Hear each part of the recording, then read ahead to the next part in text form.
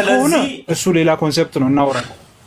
እኔ ያው እናንተ ጴንጤዎች የጌታ እራት የምትሉት እሺ፣ እሱ እንካችሁ ስለእናንተ የሚፈሰው ደሜ ነው እንካችሁ ተብሎ ቅዱስ ቁርባኑ ወይም ደግሞ ስጋና ደሙ የዘላለም ሕይወት ይሰጣል ወይስ አይሰጥም? ሚራክል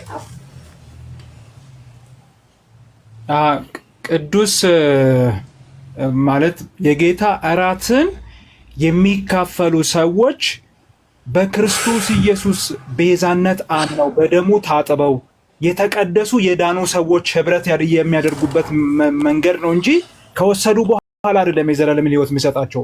ሲጀመር ካልዳኑ እኮ የጌታን እራት መውሰድ አይችሉም። ሚራክል አይችሉም እኮ። ትክክለኛ ስም ማን ነው? ሚራክል በኢየሱስ ክርስቶስ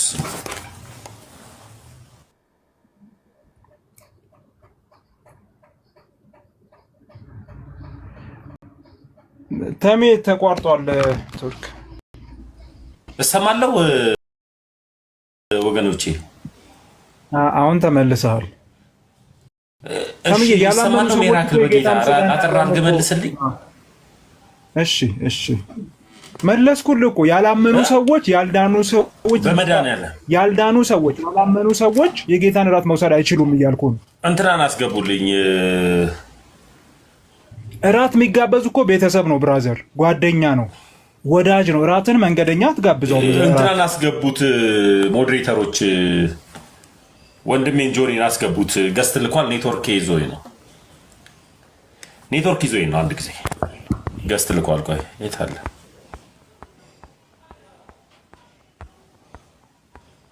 ነው እንዴ? ገስት ልከውተ ነው። እሺ ሚራክል እሰማለሁ።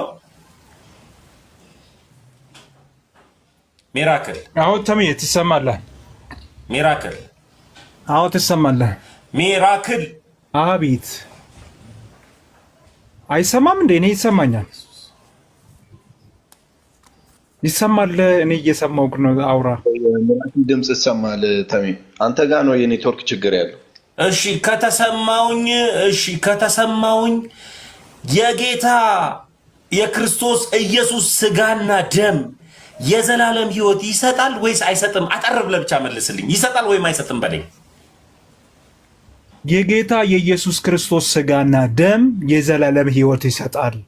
ደሙን አፍስሶ በደሙ አጥቦን ስጋውን ቆርሶ ስለኛ ታርዶ የታረደው በግ እሱ ነው ያዳነን ብዬ መልሽልሃለሁ። ያለ እርሱ ቤዛነት ስለዚህ በክርስቶስ የክርስቶስ ኢየሱስን ስጋና ደም ስጋውን መብላት ደሙን መጠጣት የዘላለም ሕይወት ይሰጣል እያልከኝ ነው? አዎ በዮሐንስ ወንጌል ምዕራፍ 6 ኮንቴክስት እንደዛ ነው ማምነው። የጌታ እራት ከሆነ ደግሞ የዳኑ ሰዎች ናቸው እራቱን የሚወስዱት። ያልዳኑ እንግዳ የሆኑ ሰዎች እራቱን አይበሉ፣ መብላት አይችሉም። መጀመሪያ ሲጀመር መዳን አለባቸው። እሱ ላይ ሰው በክርስቶስ ኢየሱስ ሳያምን ስጋና ደሙን የወሰደ የትም ቤተክርስቲያን ላይ የለም። እኔም አመኜ ነው። ስለዚህ ያመነ የተጠመቀ የዳና ሰው ነው አይደል? ስለዚህ የጌታን እራት ከመውሰድ በፊት እኮ አንተ የዳንክ መሆን አለብህ ነው እያልኩ ያለው። አትወስድም ሲጀመር አምነህ ካልተጠመቅ። ወንድሜ አውራው ከአብይ ጋር ተወያዩ እስኪ ከአንድ ጊዜና ከዛ በኋላ ወይ አዳም ወይ ልደት ትቀጥላላችሁ። በጣም አደረግከኝ በመድኃኒዓለም። እኔ የምጠይቅህን ጥያቄ ብቻ ተረዳኝ በጌታ።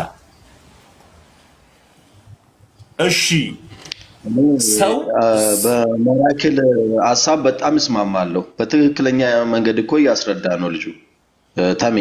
ትክክለኛው እኮ የወንጌል ዕውቀት እያስረዳን ነው ልጁ።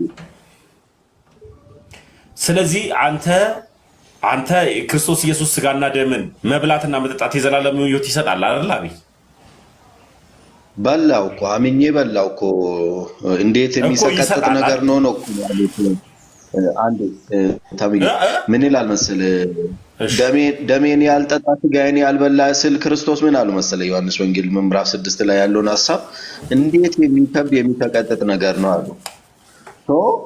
እሱ ነው በእምነት ስለመብላት ያወራው። እሱም በልተን አምነን ነው። እዚህ ጋር ደግሞ ለዘላለም ማስታወሻ አድርገን ክርስቶስ ብቻ ደሙን እንዳፈሰሰልኝ ስጋውን ስለኔ እንዳቆረሰው ሁሌ እንዲያስብ ደግሞ ዕለተ ዓርብ ሳይደርስ ቀደም ብሎ የመጨረሻውን እራት ከነሱ ጋር ሲበላ እንደዛ አድርጎታል ጌታ።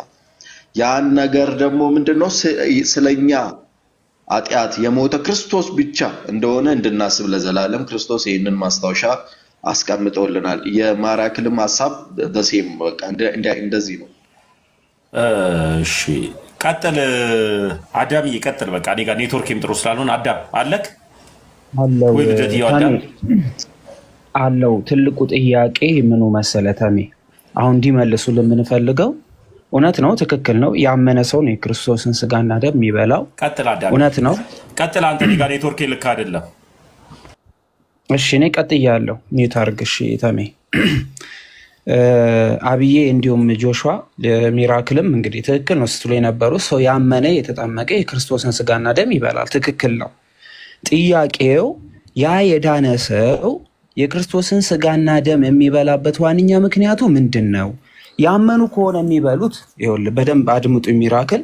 ያመኑ ከሆነ የሚበሉት እዚህ የዮሐንስ ወንጌል ምዕራፍ 6 ቁጥር 53 እስከ 58 ላይ ጌታችን ኢየሱስ ክርስቶስ እውነት እውነት እላችኋለሁ የሰውን ልጅ ስጋ ካልበላችሁ ደሙን ካልጠጣችሁ የዘላለም ሕይወት የላችሁም ያለው የዳኑትን ነው ወይንስ ያልዳኑትን?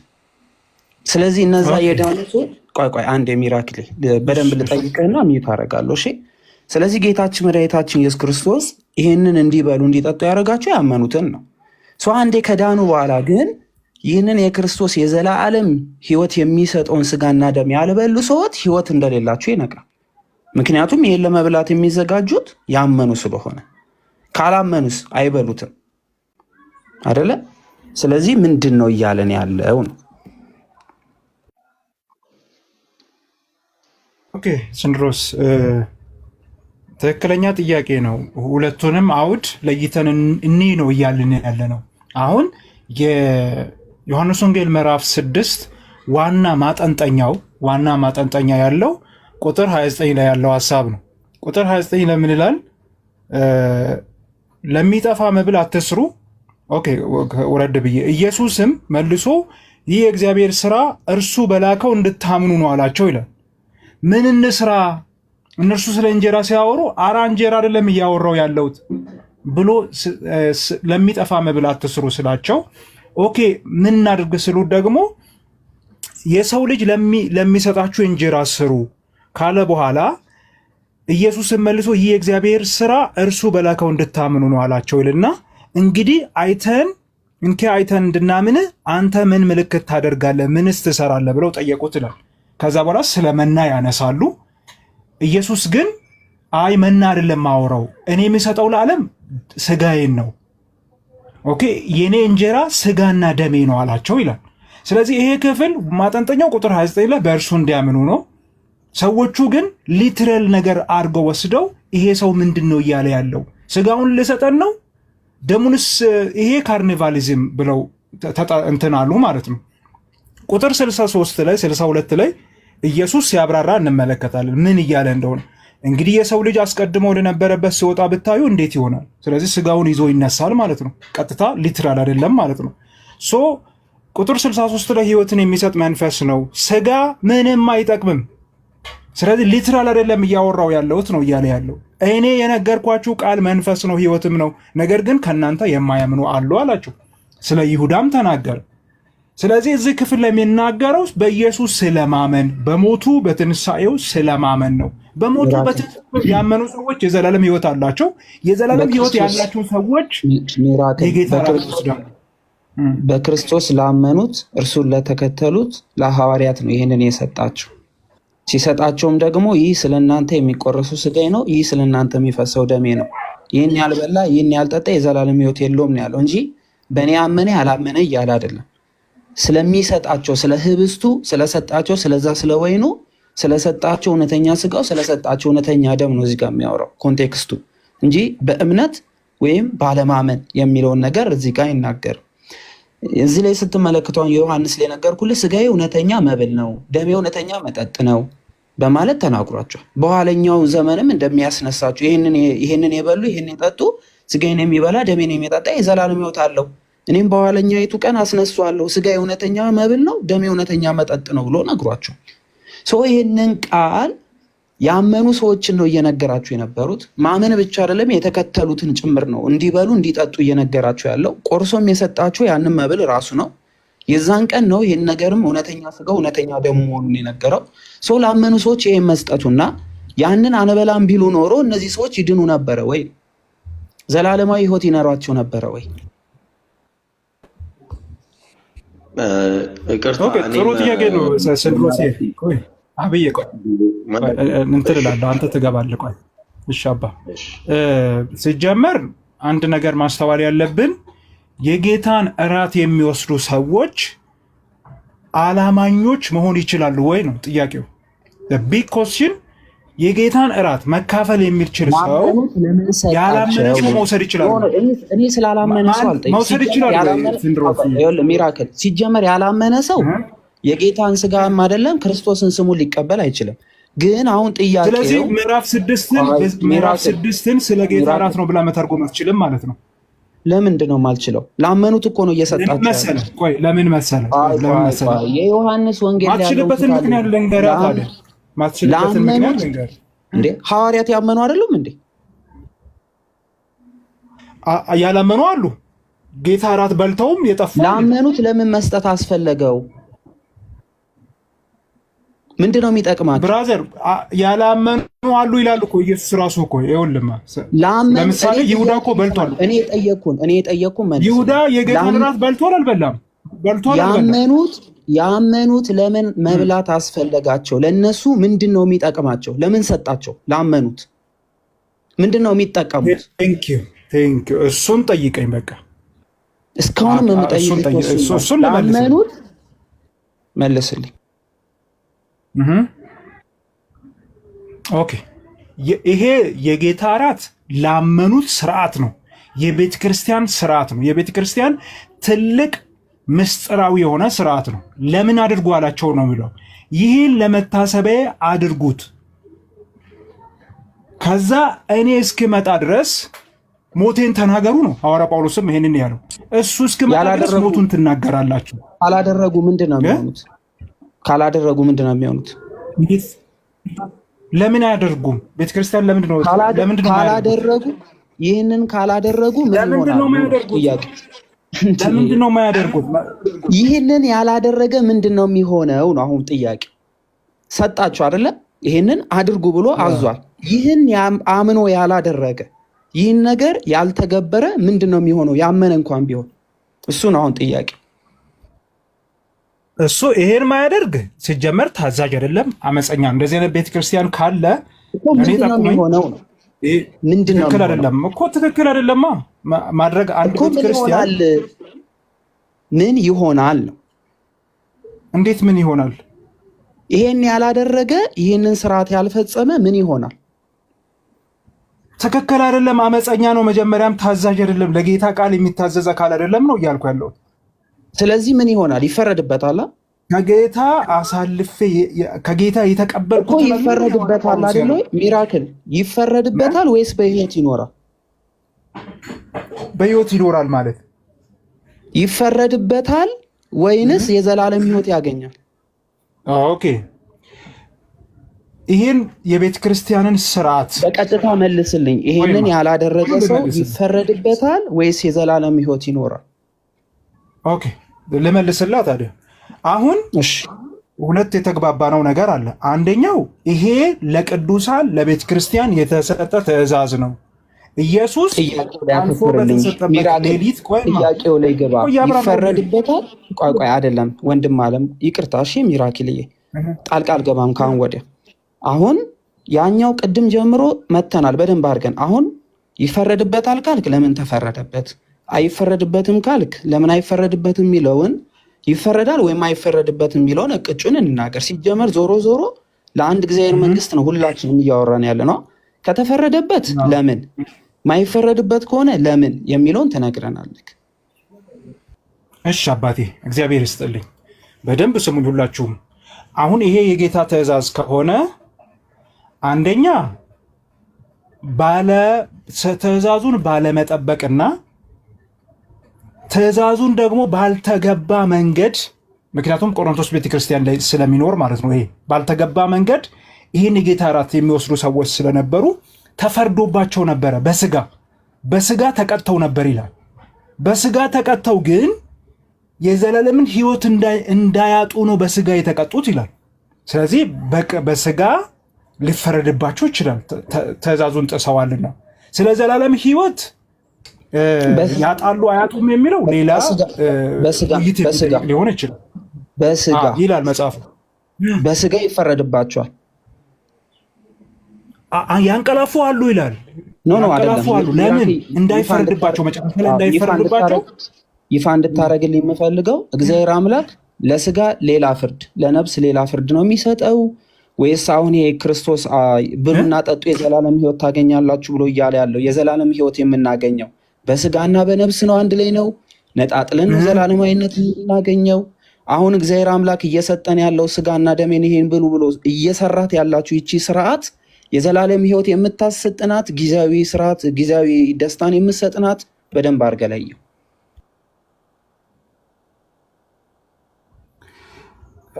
ሐዋርያው ያለውን እኮ ነው እየመለስኩልህ ያለው።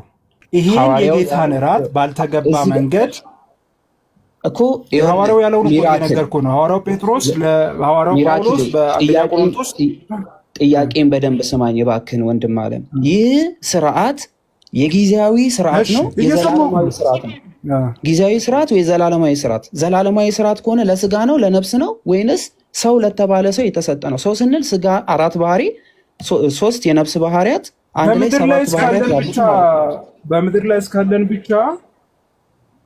ላይ እስካለን ብቻ የሚፈጸም ነገር ነው፣ ዘላለማዊ አይደለም። እሺ ጌታችን ኢየሱስ ክርስቶስ ግን እንደዚህ በማለት ተናገረ።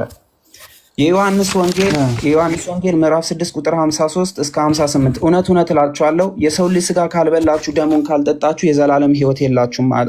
እያወራ ያለው ስለ ምድራዊ ሕይወት ሳይሆን ስለ ዘላለማዊ ሕይወት ነው። አይደለ? ሁለቱንም አሁን ለይተን መጣን እኮ። አሁን ምዕራፍ 6 ጌታችን ኢየሱስ ክርስቶስ ይህንን የምትበሉ ይህን የምትጠጡ የዘላለም ሕይወት እያለ ነው። ስጋዬን የሚበላ ደሜን የሚጠጣ የዘላለም ሕይወት አለው አለ።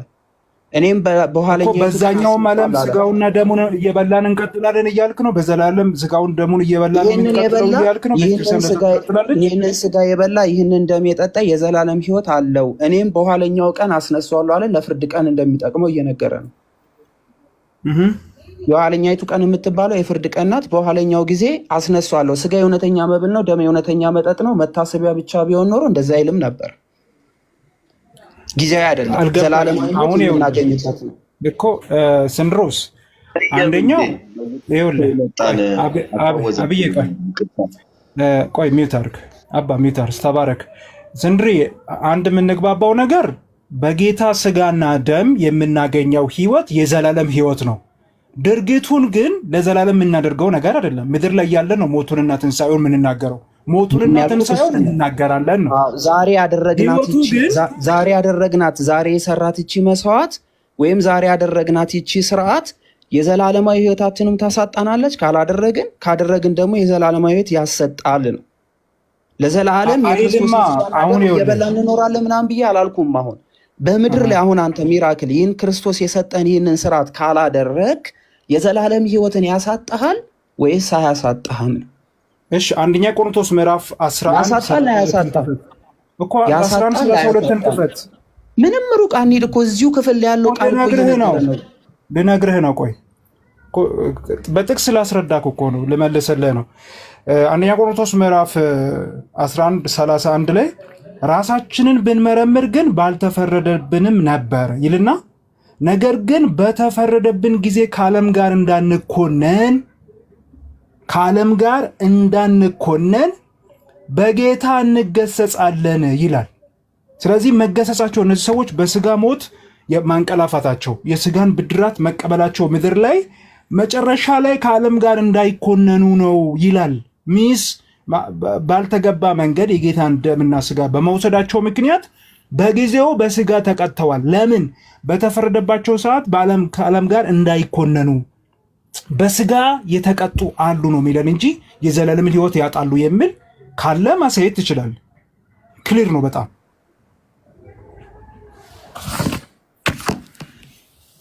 ምን ይላል መሰለ? የዮሐንስ ወንጌል ምዕራፍ 6 ቁጥር 48 ስለ ዮሐንስ ወንጌል እያወራን አይደለም። ብዙ ጨርሰን ስላመኑ ሰዎች እያወራን እኔ ላውራ አቁም። ስለሚያወራው ነገር ልንገርህ።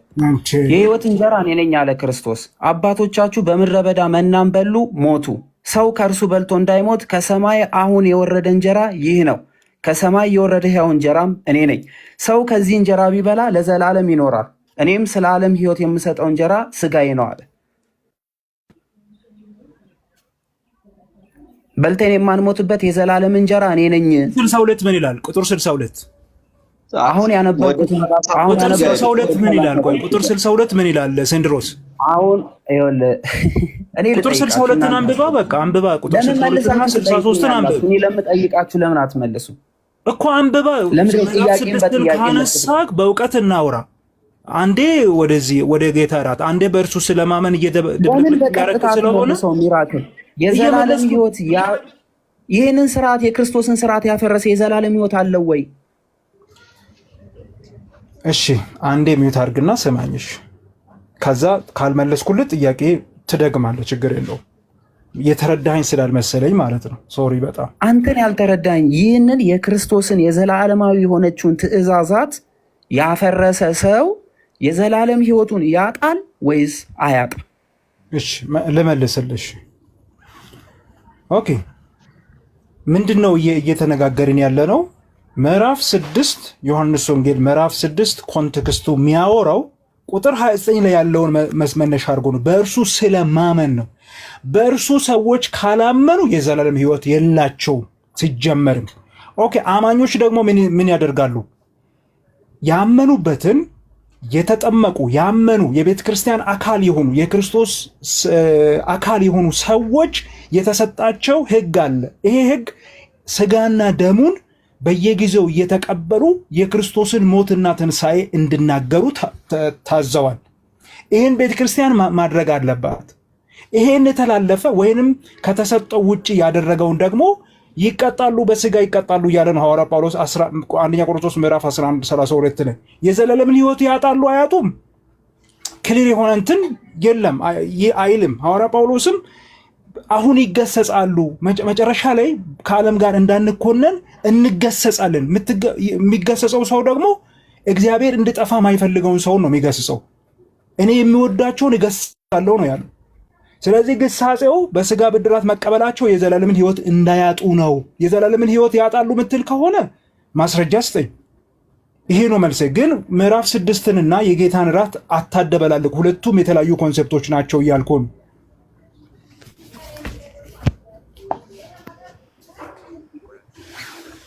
የሚመጣው ነገር አሁን እውነተኛ ስጋና እውነተኛ ደም ነው በሚለው አይደል? ሳንድሮስ የኔ ጥያቄ አይደልና ማስረጃ አስጠኝ እስቲ። የዮሐንስ ራእይ ምዕራፍ 22 አዳም ወይ ስልጣን አለ አይደለ? ስልጣን አለ። አዎ አይ ቤቱን በትክክል ምራው እንደፈለጉ ሲጮ ሳይ ነው። ከዛ በኋላ ከጆሲ ጋርም ከሁሉም ጋር በተራ በተራ ማውራት ትችላለህ አዳምዬ። እሺ ልደትም ካለ በማን መግባት ይችላል? ልደትዬ ካለ ግባ። ነገር ግን አሁን እያሉኝ ያሉት በምድር ላይ የሰራነው ስራ ወይም በምድር ላይ የእግዚአብሔርን ትእዛዝ ከጣስን የምንቀጣው በስጋ እንጂ በነፍስ አይደለም የሚል አግሪመንትን ያስቀመጡት ሰምታችኋል። የዮሐንስ ራእይ ምዕራፍ 22 ላይ ከቁጥር 11 ጀምሮ እንደዚህ ይላል። የጌታ ቃል ነው። እንግዲህ ግፍ የሚሰራው ወደፊት ግፍ ይስራ፣ እርኩሱም ይርከስ፣ ጻድቁም ይጽደቅ፣ ቅዱሱም ይቀደስ። እነሆ ፈጥኜ እመጣለሁ፣ ለእያንዳንዱም እንደ ስራው መጠን እከፍል ዘንድ ዋጋዬ ከኔ ጋር አለ አለ። ይህን የተናገረው አልፋና ኦሜጋ ቀዳማዊና ዳህራዊ የሆነው ኢየሱስ ክርስቶስ ነው። ስለዚህ እያንዳንዱ ሰው በምድር ላይ ጌታ የሰጠውን ትእዛዝ ቢያፈርስ፣ እርክስናን ቢረክስ፣ ቅድስናውን ቢያጣ፣ ከእግዚአብሔር ቤተ ክርስቲያን ስህተት ሰርቶ ቢወጣ፣ በደል ቢበድል፣ ለእያንዳንዱ ዋጋው ከክርስቶስ ዘንድ አለ። ይህን የሚፈርድበት በስጋው ለሰራው ነው ወይስ በነፍሱ ለሰራው ነው? ይህን መልሱልኝ። እሺ አንዴ ከኔ ጋር እናወራ። ሚራክል ይቅርታ አድርግልኝና የኔን ሀሳብ ጆሽ አንድ ነገር ብቻ ላስረዳውና ምን እያልኩ እንደሆነ አንድ ነገር ብቻ ላስረዳው። አሁን ጥፋት የሚያደርጉ ሰዎች፣ ህግን የሚተላለፉ ሰዎች ምን አይነት ቅጣት ያገኛሉ የሚል ውይይት እያደረገን አይደለም እንዴ? በጣም እኮ አሁን ሶስት ነገሮችን በአንድ ጊዜ እንዴት ነው የምንወያየው? እያልክ የነበረው በስጋ ላደረጉት ሚውቲያስ እያልክ የነበረው በስጋ ላደረጉት ቅጣት በስጋ እንጂ የዘላለም ፍርድ አይፈረድባቸውም ነበር ስትል ነበረው። ይህ የጌታን ትእዛዝ ነው። ሚውት አርግ ስሰጥህ ታነሳለክ። እየጠየቅኩ ያለሁት ራስህ ባመጣው ኮንቴክስት ነው። ይህንን ጥሰት የጣሰ ሰው በስጋው ይቀጣል እንጂ የነፍሱን አላውቅም አልከኝ አይደለ? ስለ ነፍሱ ራሱ ክርስቶስ ደግሞ በነፍስ ላሉት ደግሞ የነፍስ ፍርድን የዳግማዊ ፍርድን በሚፈርድበት ሰዓት ላይ ለእያንዳንዱ በምድር ላይ ላደረጓት ነገር ዋጋ እንደሚከፍሉበት የዮሐንስ ራዕይ ምዕራፍ 22 ቁጥር 11 ጀምሮ ያለውን ጽፎታል። ስለዚህ ምን ልትሉ ነው? ይሄንን አሁን መልስ። አይፈረድበትም? እሺ ተባረክ። ምንድን ነው እያልኩ ያለሁት? ከጌታ የጌታን እራት አንደኛ ቆሮንቶስ ውስጥ ያሉ ሰዎች በሚወስዱበት ጊዜ አሁን የጠየኩህን መልስልኝ። አይፈረድበትም? ይፈረድበታል። በስጋ ለሰራው የነፍስ ፍርድ አለበት የለበት? እሱ ውይይት አይደለም እየተወያየን ያለ ነው እያልኩ በስጋ ለሰራው በደል በስጋ ለሰራው ጥሰት የዘላለም ፍርድ አለበት የለበትም? አንድ ሰው ኦኬ የዘላለም ፍርድ አለበት የምትል ከሆነ እኔ የምል ከሆነ ሳይሆን ክርስቶስ እፈርድበታለሁ እያለን ያለው አነበብኩልህ መጽሐፍ ቅዱስን እኮ እኔ እፈርድበታለሁ የሚለው ምን አይነት ፍርድ ነው? እሺ ለይታ አሳየኛ። አሁን ለምሳሌ አንደኛ ቆሮንቶስ ጆሹዋ ከአንተ ጋር መቀጠል እንችላለን። እዚሁ አስቀራችሁኝ። ኦኬ አንዴ እኔ እድል ስላላገኘው ትንሽ ነገር አውርቻ ቢወርዳል ነው ከሳንድሩስ ጋር በካቶሊኮችም በኦርቶዶክስ ወይም በእናንተም አይ ቲንክ በኦሪየንታል ኦርቶዶክሶች ያው የተለያየ ስለሆነ እውነተኛ የክርስቶስ ስጋ ነው የምትሉበትን እስቲ ማስረጃ ብታሳይ። ምንድን ነው ሃይማኖትክ? እኔ ክርስቲያን ነኝ። የትኛው ክርስቲያን? ፕሮቴስታንት። አሁን የተወያየነውን ሰምተኳል? ያ ሰምቼዋለሁ። እውነተኛ ስጋ ነው ብላችሁ ስለምታምኑ ማለት ያ ህብስቱ ቀጥታ ወደ ክርስቶስ አማናዊ ይሆናል ብላችሁ ስለምታምኑ መጽሐፍ ቅዱሳዊ ማስረጃ እንድታሳይ ነበር። ምን ከቅድም ጀምሮ ስናነብ የነበረው ተረት ተረት ነው እንዴ? የክርስቶስ ቃል እንዴ ስንናገር የነበር ነው። አይ የምታነሱት ሀሳብ አይ ቲንክ ዮሐንስ ከሀሳብ ውጭ ነክ። አብይ ቀጥል። እያነበብነው የነበረው የመጽሐፍ ቅዱስ ክፍል ነው። እሺ አይ እኔ እንቀጥልና እኔ ግልጽ እንዲሆን የፈለኩት መጀመሪያ ያነሳሁት ሀሳቡን እኔ ነኝ። ሁለቱም ቦታ የጌታ እራት የሚለው መጽሐፍ ቅዱስና አሁን ደግሞ ዮሐንስ ወንጌል ምዕራፍ 6 ላይ ያለው ምንድነው ያለው? ስለዚህ ጌታ ሆይ ይህንን እንጀራ ዘውትር ስጠን አሉት ይላል። ኢየሱስም እንዲህ አላቸው፣ የሕይወት እንጀራ እኔ ነኝ አለ። ወደ እኔ የሚመጣ ከቶ አይራብም፣ በእኔ የሚያምን ሁል ጊዜ ከቶ አይጠማውም አለ። እዚህ ጋር እንጀራ ያለው ስለ ራሱ ነው ማለት ነው። ወደሱ የሚመጡት የሚበሉት የመንፈሳዊ የዘላለም ሕይወት እንጀራ በሱ ውስጥ ያለውን ነው ማለት ነው።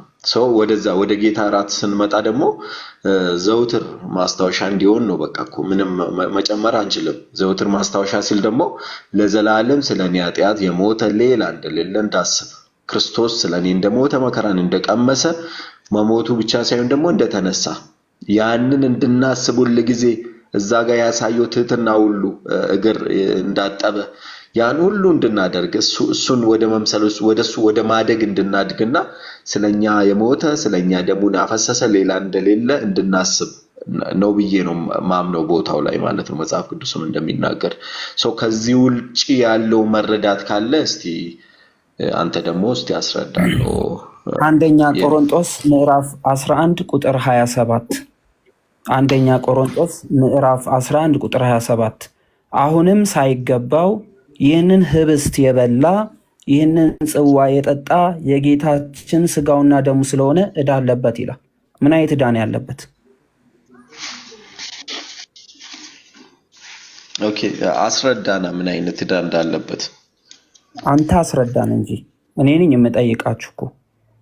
ሰው ሳያምን ነው። አይ እንዲህ ይላል መጽሐፍ ቅዱስ እኮ አይደለም። ማንም እዚህ ጋር ያለውን አሁን ቅድም መታሰቢያ ብቻ ነው መታሰቢያ ብቻ ስለሆነ ምናምን ስላልከው መታሰቢያ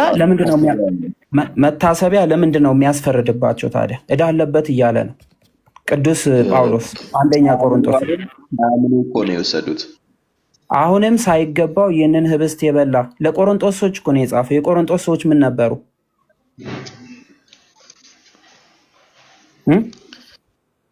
ቅዱስ ጳውሎስ በአንደኛ መልእክቱ የላከላቸው የቆሮንቶስ ሰዎች ክርስቲያኖች ነበሩ አይደለ?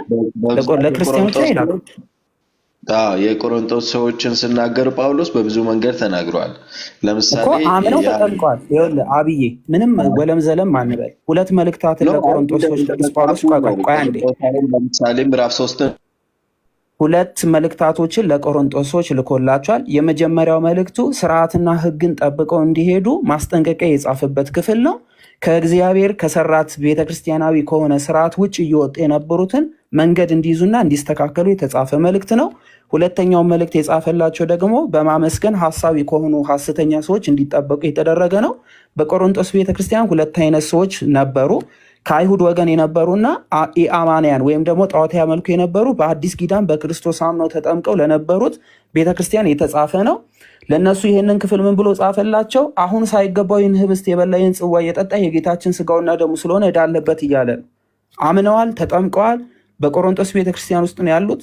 እነዚህ ሰዎች በክርስቶስ ክርስቲያን ተብለው ተጠርተዋል። ነገር ግን ስርዓት እያፈረሱ ነበረ። ስለዚህ የክርስቶስ ስጋና ደም በትክክል እየተቀበሉ ስላልነበሩ ዕዳ አለባችሁ እያለን ያለው እሱን አስረዳኝ። አየህ ያለማመን ሁል ጊዜ እኮ ዕዳ ነው ሲጀመር። ግን አሁን ስታነሱ የነበረው ጳውሎስ ራሱ አንድ ክፍል ላይ እኮ እንዲህ አለ። የአባቱን ሚስት ጋር የተኛውን ሰው ምንድን ነው ያለ? ነፍሱ በጌታ ቀን እንዳትጠፋ ስጋውን ለሰይጣን አሳልፌ እሰጣለሁ ይላል ጳውሎስ ራሱ። አሁን ግን በጌታ አለማመን ግን አምኖ ለሚደክምና አለማመን ነው። አሁን ቅድም ሳትለዩ ስታወሩ የነበረው የወጣ መሰለኝ የልጁ ሐሳብ ነፍሱ በጌታ ቀን እንድትድን አለ ጳውሎስ። ስጋውን ለማን ነው? ለዲያብሎስ ለሰይጣን አሳልፌ እሰጣለሁ ይላል አንድ ቦታ ላይ። ይህንን ክፍል ካወቅ ምንድነው የጌታን እራት ስርዓት ነው፣ ትልቅ ስርዓት ነው እና አክብረን ነው ማድረግ ያለብን። የተሰራውን ስራ በቀራንዮ ላይ የተሰራውን ስራ አምኖ በስነ ስርዓቱ ካልተወሰደ ዕዳ ነው። እኔ አምናለሁ ዕዳ እንደሆነ። ለምን ዝም ብሎ ሌላ ስርዓት አይደለም ይሄ ጌታ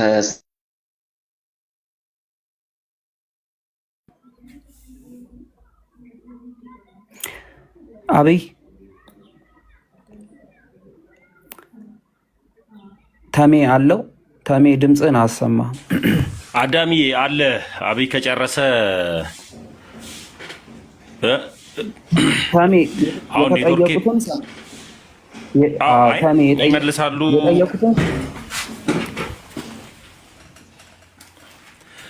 ቀጥል አዳምዬ። ወጥቷል። አዳም ይሰማል። ትሰማለህ።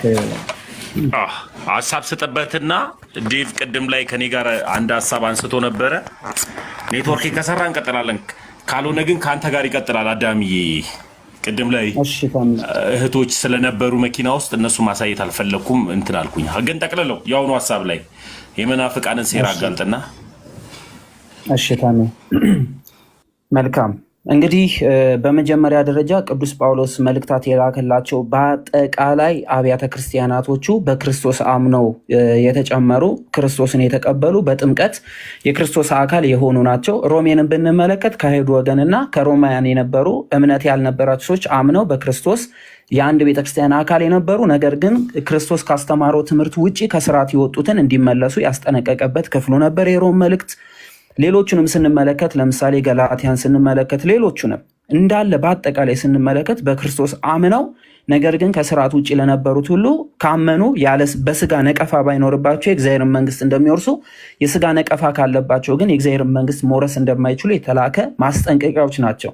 ስለዚህ በዚህ በአንደኛ ቆሮንቶስ ቅድም ሲናገር የነበረው የአባቱን ሚስት ስላገባውና ዝሙትን ይፈጽም ስለነበረ ሰው ነው።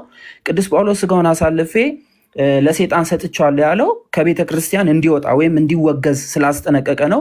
በተለይ የቆሮንቶስ ሰዎችን የመጀመሪያው ወቀሳ የሚወቅሳቸው እንደዚህ አይነት ኃጢአትንና በደልን የስጋ ፍቃድን እየፈጸሙ በመካከላችሁ ለምን ትተዋቻላችሁ በማለት ማስጠንቀቂያ እንዲሰጡ፣ ግን በንስሐ የሚመለሱ ከሆነ ግን ደጁ ክፍት እንደሚሆን የተናገረበት ክፍል ነው።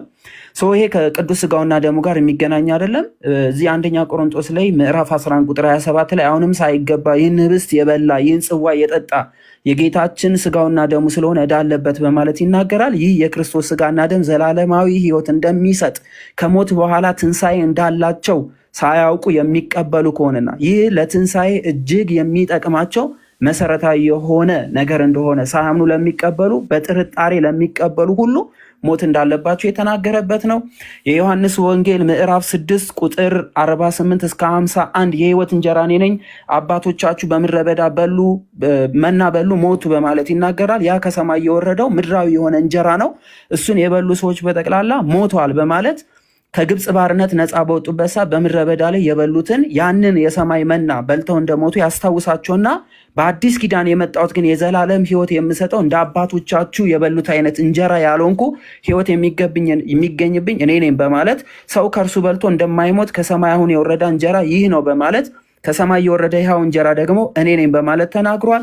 የዮሐንስ ወንጌል ምዕራፍ 6 ቁጥር 53 58 ላይ እውነት እውነት እላችኋለሁ ይላል። እውነት ማለት እሱ ነው፣ በራሱ ይምልልናል። የሰውን ልጅ ስጋ ካልበላችሁ ይላል። የሰው ልጅ ተብሎ የተጠራው በዚህ በዮሐንስ ወንጌል ምዕራፍ 1 ቁጥር 1 ጀምሮ ስናይ ቃል ስጋ ሆነ በማለት ይናገራል። ይህ ቃል ወልድ ነው፣ ከሶስቱ አካል አንዱ ነው። ይህ ከሶስቱ አካል አንዱ የሆነው ወልድ ሰው ሆኗል፣ የሰው ልጅ ተብሎ ተጠርቷል። ስለዚህ የሰው ልጅ ስጋና ደም አለው። ካልበላችሁ ደሙን ካልጠጣችሁ የዘላለም ህይወት የላችሁም በማለት ይናገራል። የዘላለም ህይወት ማለት ማብቂያ የሌለው መቆሚያ የሌለው ፍጻሜ የሌለው ማለት ነው። ስጋዬን የሚበላ ደሜን የሚጠጣ የዘላለም ህይወት አለው አለ። የዘላለም ህይወትን ለመኖር ከእርሱ ጋር አንድ ለመሆን በትንሣኤ ከእግዚአብሔር ጋር አንድ ሆኖ ለመተባበር የግዴታ የክርስቶስን ስጋና ደም መብላት መጠጣት እንዳለብን ይነግረናል። እኔም በኋለኛይቱ ቀን አስነሳዋለሁ፣ ስጋዬም እውነተኛ መብል ነው፣ ደሜም እውነተኛ መጠጥ ነው በማለት ጌታችን አስረግጦ ነግሯቸዋል። ይህን ካልተቀበሉስ ግን ከጨዋታ ውጭ። ዴቭ ከተሜ ጋር መቀጠል ትችላለህ። ቃለ ሕይወት ያሰማልን አዳምዬ። ዴቭ እንኳን ደህና መጣ ወንድሜ። አለሁልህ። ኔትወርኬ ከሰራውን ከአንተ ጋር አወራለሁ። ቅድም ላይም ኢየሱስ ክርስቶስን የሚያምኑ ወይም ደግሞ እናንተ የእናንተ ሃይማኖት ሰው መንፈስ ነው ብሎ ስለሚያምን ሰው መንፈስ ከሆነ መንፈስ ፍጡር ነው ፍጡር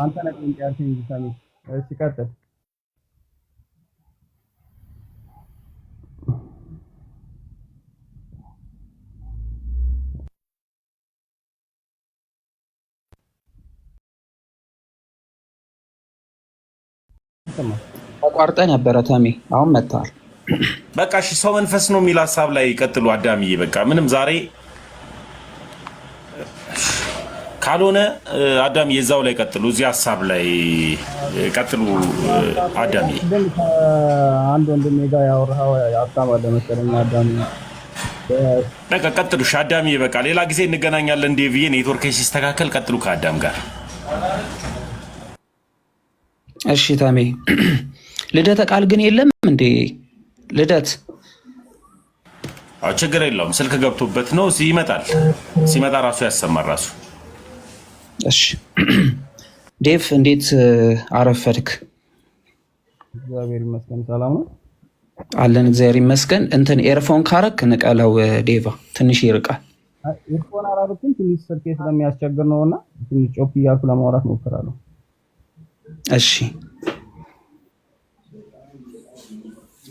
ቅድም ከአንድ ልጅ ጋር እያወራ የነበረው ሀሳብ ነበርና በስጋ ማለት በስጋ የምታረገው ኃጢአት ኖርማሊ ለፍርድ ያበቃሃል ወይ የሚለውን ነገር እንትን ለማለት ነበረ። ፍርድ ያስፈርድብሃል ወይስ አያስፈርድብህም የሚለው ኦልሬዲ ከዳንክ በኋላ በክርስቶስ ከዳንክ በኋላ በስጋ የምትሰራው ኃጢአት ለፍርድ ያበቃሃል ወይ ብለህ ጠይቀኸው ነበረ። ልክ ነኝ? ሀሳቡን ጠይቄዋለሁ። አክቹዋሊ እኔ በስጋ የምትሰራው ኃጢአት ለፍርድ አያበቃህም ባይነኝና ምክንያቱም ክርስቶስ እዚህ ዓለም ላይ መጥቶ የሞተው መከራን የተቀበለው እኛን ከፍርድ እንዳይፈረድብን ወይም ደግሞ ከፍርድ ለማውጣት ነው። ስለዚህ በክርስቶስ አምነ ምንም ነገር ማድረግ ትችላለህ እያልክ ነው በስጋት። በክርስቶስ አምነ ምንም ነገር ማድረግ አትችልም። የማትችልበት ምክንያት ደግሞ ጸጋ የሚባል ነገር አለ። እሱ ይዛል። ዴቭ እያወራን ካለ አሁን ስለማያምኑ ስላላመኑ ሰዎች ምናምን ከምናወራ ስላመኑ ሰዎች እናውራ። እሺ አዎ ጥሩ። ክርስቶስን የተቀበለ ሰው በስጋው ምንም ኃጢአት ቢሰራ አይፈረድበትም እያልከን ነው። ምንም አይነት ስራ ደግሞ መስራት አይችልም። እንዴት መሰለህ? አሁን አንተ እኮ ይኸውልህ ዴቪዬ ምርምርና ይሄ እንትኑ ምንድነው ፊሎሶፊው ምናምን እንቶ እኔ አሁን ጥያቄ ክርስቶስን ያመነ ሰው ክርስቶስን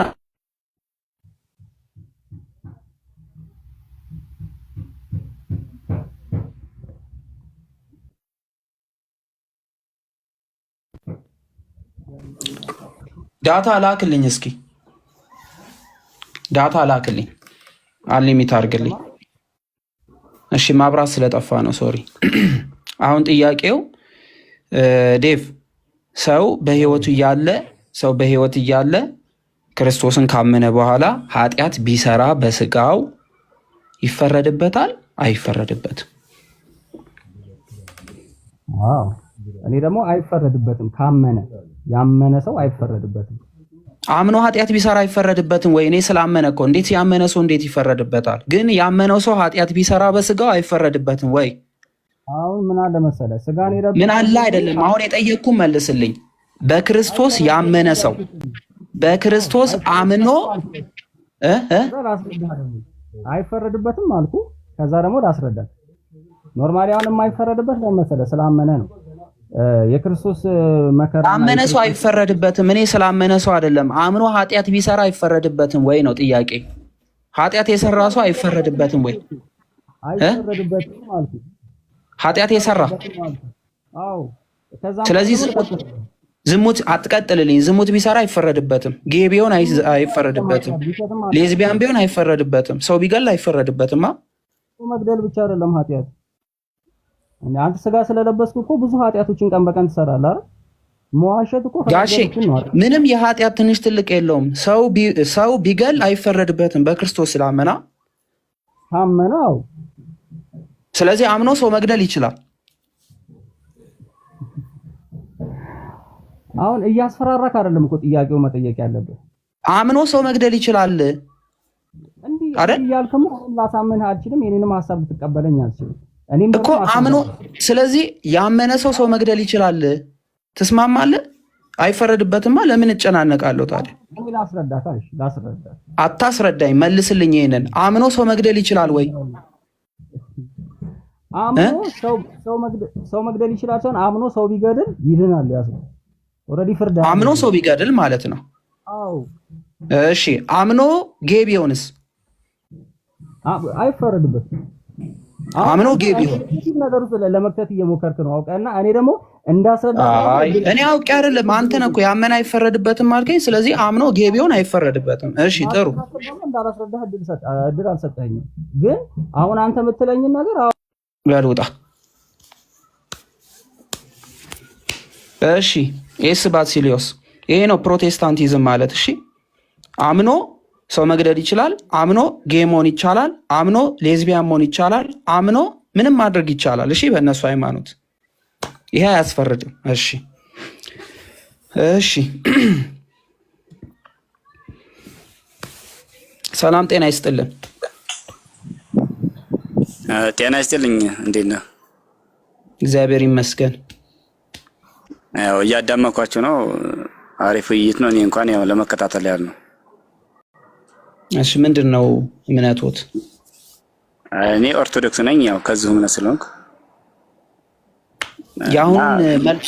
አሁን የመለሰው መልስ ሲሰሙ ምን ተሰማዎት?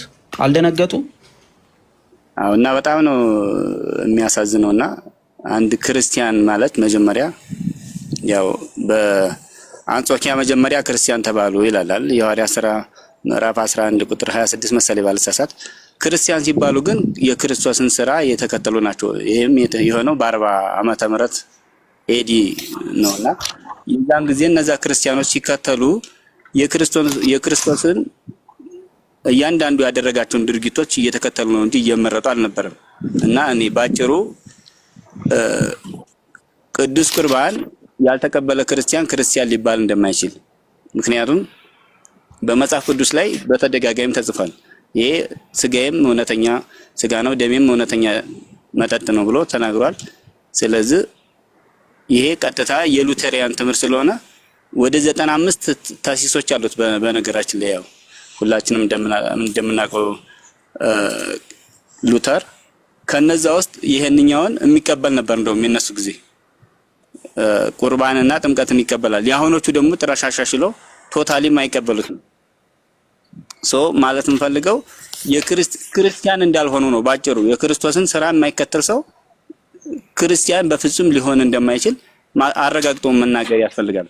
እና እኔ ብዙም የትምህርቱ እንትን የለኝም፣ ነገር ግን ወጣት ነኝ። ፈልገው ይሄን ነገር ነው። ፕሮግራማችሁ በጣም አሪፍ ነው።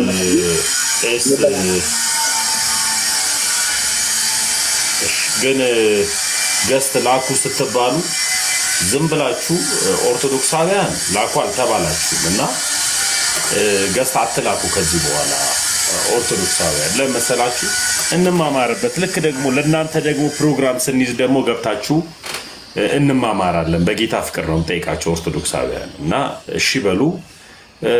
አዳሚ ይቀጥሉ ከአብይ ጋር።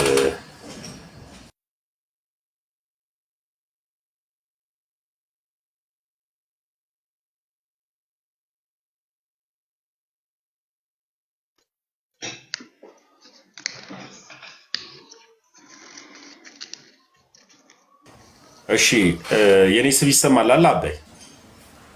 አዎ ይሰማል። ቅድም አንድ ወንድም ገብቶ የዳነ ሰው ድህነቱን አያጣም አለ። ቢፈልግ ወንድ ቢያገባ ቢፈልግ ሴት ሆና ሴት ብታገባ ምንም ቢሆን ችግር የለውም ድህነቱን አያጣም አለ አንድ ፕሮቴስታንት ገብቶ። የእናንተ ማስተምሮ እንደዛው ነው አባይ? አይ ምን ይላል መሰለህ መጽሐፍ ቅዱስ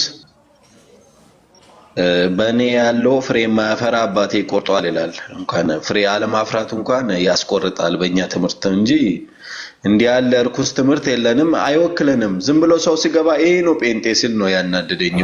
ተሰማኝ። ይሄ ነው እንጂ ጴንጤ ያልንበት ትልቁ ምክንያት ምን መሰለህ? ይኸውልህ ቆይ አንድ ጊዜ ይሄ ነው ጴንጤ ያልንበት ትልቁ ምክንያት ከምን የተነሳ መሰለህ? አብይ ፕሮቴስታንቲዝም ብዙ አይነት አስተምህሮ አላቸው። ፕሮቴስታንቲዝም አሁን የወንጌል አማኝነን በሚል ጥላ ስር ውስጥ አትገቡ። አሁን ለምሳሌ ያክል ዴቭ ቅድም ላይ ምን አለ? በትልቁ ላድርጋ አዳምዬ ምን አለ? እሺ ኒውት ላድርግልህ።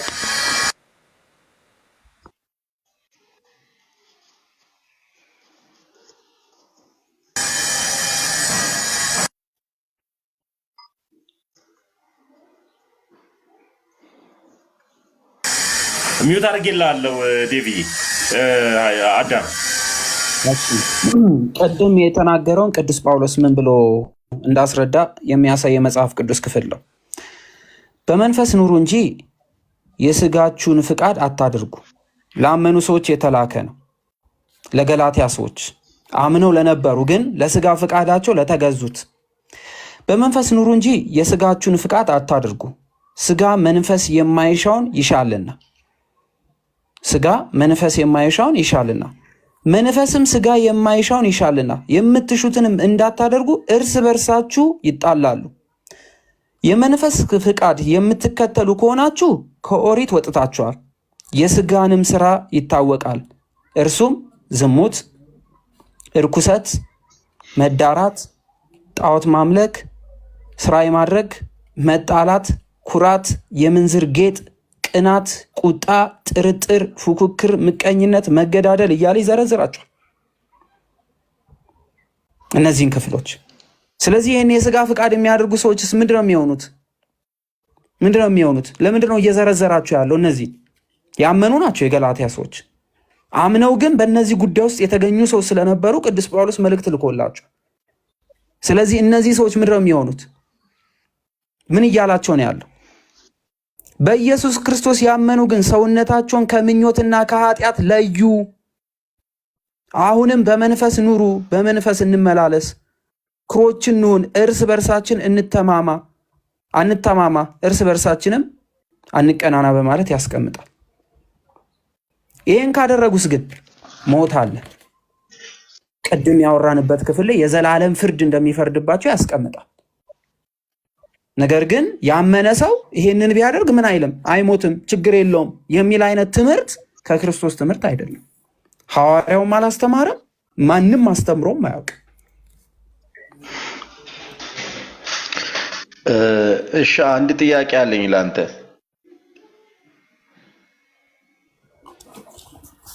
ድምጼ ከተሰማ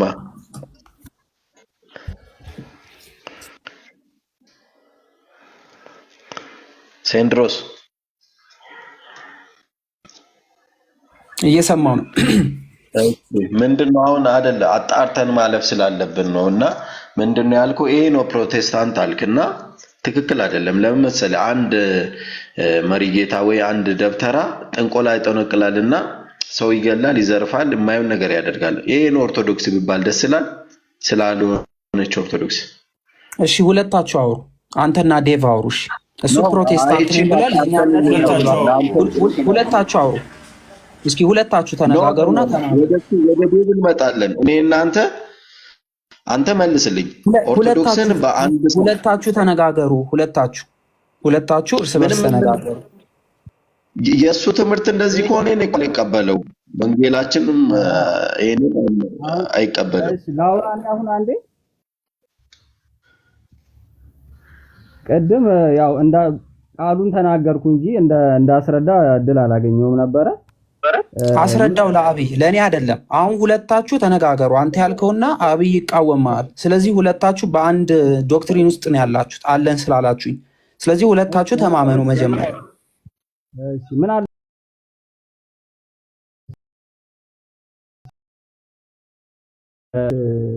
ስጋን የለበሰ ሁሉ ከኃጢአት እንትን አይደለም፣ ከኃጢአት የራቀ ሰው አይደለም። እኔ በመጀመሪያ ደረጃ ጴንጤ አይደለሁም፣ ኦርቶዶክስም አይደለሁም፣ ሃይማኖት የለኝም። ሃይማኖት እንድከተል መጽሐፍ ቅዱስ ስለማያዘኝ ሃይማኖት የለኝም። ነገር ግን ቅድም ባላችሁ ቅድም ባወራ ነው ሃይማኖት ከሌለ ምን ሰራለ ታዲያ? እሺ ያው ላውራ አንዴ ውጣ። ልጨርስ። ሃይማኖት ከሌለ ውጣ። አይ እኔ ለዚህ ነው አብይ ቆይ ተው፣ አንተ ቆይ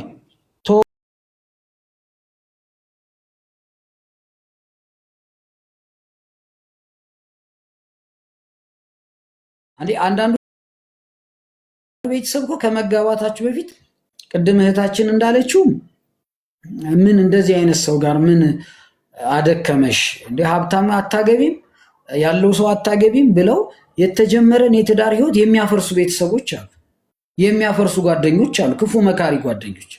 የነገን መንፈሳዊ ህይወት ሳይሆን አይ ሀብታም ብታገቢ፣ ገንዘብ ያለው ብታገቢ ወይ ደግሞ ገንዘብ ያላት ብታገባ ብለው ወንዱንም እንደዛው ያኔ ፍቅር ህይወቱ እንዲበላሽ የሚያደርጉ አራተኛ ገመድ ገማጆች አሉ። ወይንም ደግሞ አንድ ገመድ ሊገመድ የሚገባው ከሶስት ሆኖ እያለ አራተኛ ገብተው ያንን ህይወት የሚያበላሹ። እሱን መጠንቀቅ ያስፈልጋል። ቤተሰብም ቢሆን እኮ ለምሳሌ ቅዱስ መጽሐፋችንን ስናነብ ምን ይላል መሰላችሁ? ዘፍጥረት 2:24 ላይ እንዲህ ይላል፣ ስለዚህም ሰው እናትና አባቱን ይተዋል፣ ከሚስቱም ጋር ይጣበቃል፣ ሁለቱም አንድ ስጋ ይሆናሉ ይላል። ሰው እናትና አባቱን ይተዋል። ለምን ሲል? ለፍቅር ሲል።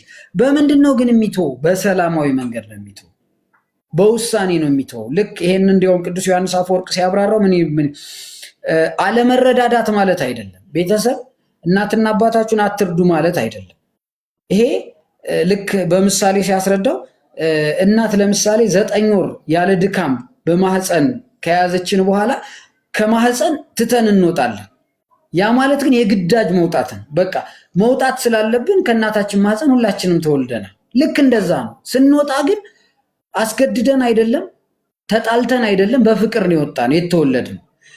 ለምሳሌ ይላል ቅዱስ ዮሐንስ አፈወርቅ ደግሞ ለምሳሌ አንድ ህፃን ልጅ ጡት መጥባት የእናቱን ጡት መጥባት ይወዳል።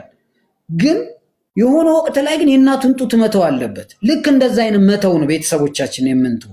እንወዳቸዋለን። ለምሳሌ አንድ ሕፃን ልጅ የእናቱን ጡት ይወዳል፣ ግን መተው ባለበት ሰዓት ይተዋል ማለት ነው። ስለዚህ እየወደድናቸው የምንተዋቸው ነገሮች አሉ። እየወደድናቸው የምንተዋቸው ነገሮች አሉ በትዳር ውስጥ ማለት ነው። ስለዚህ ቤተሰቦቻችንን እንወዳለን፣ መውደዳችንም ይቀጥላል። ያ ማለት ግን የፍቅር ህይወታችንን የሚረብሹብን ከሆነ አይ ሲጀመር በዚህ ዘመን እኛ እኮ እድለኞች ነን፣ እንዲያው የራሳችንን ውሳኔ የምንወስድበት ዘመን ላይ ነው ያለን። አሁን በበፊቱ ዘመን ቢሆን ይሄ እድል አልነበረም። ሆነን ለመናገር ቤተሰብ ከወሰነ ወሰነ ነው። በተለይ ለሴት ልጅ በጣም ጫናው ከባድ ነበር። ግን እግዚአብሔር ይመስገን ህዝቡ በወንጌል ተምሯል።